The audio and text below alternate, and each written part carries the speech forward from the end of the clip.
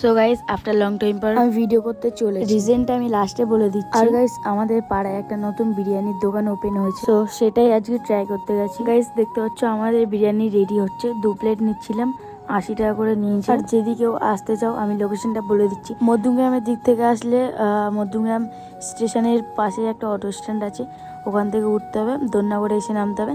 So এই পুরো একদম দন্যাগড় চৌমাথায় এই বিরিয়ানির দোকানটা হয়েছে।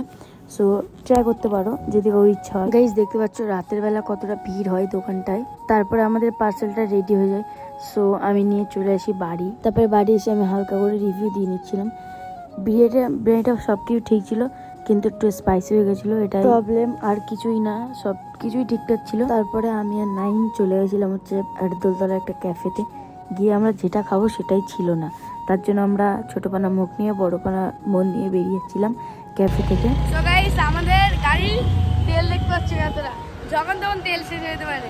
এই চলছে না কেন? এই ভাই এবারে কি তেল শেষ, পুরো তেল পাম্পের সামনে এসে দেখতে পাচ্ছি সেই তেল পাম্প আছে। আর গাইস আজকে দিনটা পুরোই আমাদের খারাপ, যেখানে আছি পোপট। এবার ঠেলতে হবে, লাভ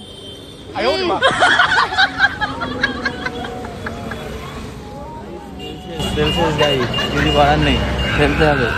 এটা রিজার্ভের এই অপশানটা আছে VS6 এর, তো ওই জন্য এই মানে রিজার্ভের অপশানটা জ্বলছে, নাহলে তেল শেষ। দেখো স্টার্ট মারছি।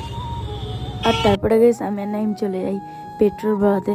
সো আমরা পেট্রোল কত টাকার ভরাচ্ছি সেটা তোমরা শুধু শোনো। 50 রুপিয়া। কত 50 রুপিয়া। সো গাইস তারপরে আমি আর নাইম মিলে চলে যাচ্ছিলাম ফালুদা। আর ফালুদা খেতে গিয়ে আমাদের সাথে কি হলো এটা সেটা। আর ফালুদা খেতে গিয়ে আর কিছু হয়নি, ওই পোপাট আজকের দিনটাই পুরো আমাদের খারাপ। ফালুদার দোকানটাই বন্ধ ছিল গাইস। গাইস সবকিছু বাদ দিয়ে এখন চলে এসেছি মন জিনিসে, মন ভালো করার জন্য।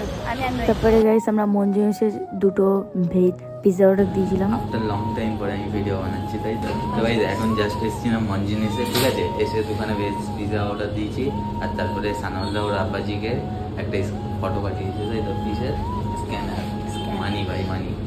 যেহেতু সানাউল্লাহ এসে ওখানে দেখতে পাচ্ছি ওই যে ডোনাট রাখা আছে, ডোনাট পছন্দ হয়ে গিয়েছে, তাই বলছে ও ডোনাট অর্ডার দেবো, তাই দিয়ে দেয়।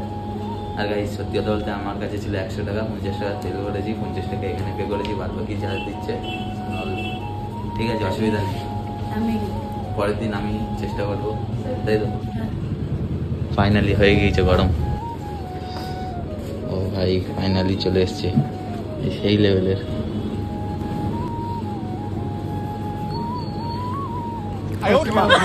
আর আজকের ভিডিওটা এইটুকু। ভিডিওটা ভালো লাগলে